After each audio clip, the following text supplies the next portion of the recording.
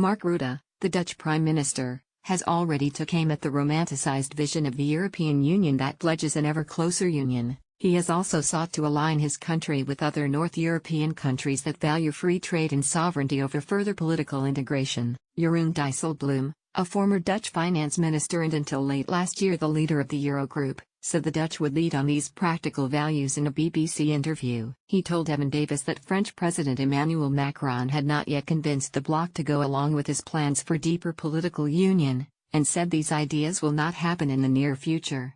Getty, the Dutch Prime Minister, has already took aim at the romanticized vision of the EU. The shock denial is another humiliation for Mr. Macron's long-held reform plans, which he had hoped would be pushed through with the help of Germany's Angela Merkel. However, Mr. Dijsselbloem told Radio 4's programme EU After Brexit that France's controversial plans for a finance minister for the Eurozone were really only a symbol of deeper integration.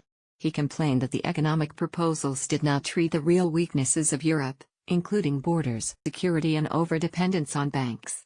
The former Eurogroup leader explained, the economic aspects of his integration vision are much less significant than the ones for security and building up Europe's external border. Those reforms are much more for the future and further down the line. He hasn't persuaded like the Netherlands of the viability for the need to go there just yet. First we need to focus on border controls and joint protection on the outside border. We cannot leave the Italians and the Greeks with this. Getty. Rutte has sought to align his country with other European countries that value free trade. It is just a symbol of deeper European integration. Jeroen Dijsselbloem. This mirrors the Dutch Prime Minister's recent arguments, which has seen the country fill Britain's place as the backer of free trade and budget restraint. He has been competing with Mr. Macron on the future direction of Europe. Mr. Rutte has sought out alliances from Ireland to the Baltics, an alliance dubbed Europe's new Hanseatic League.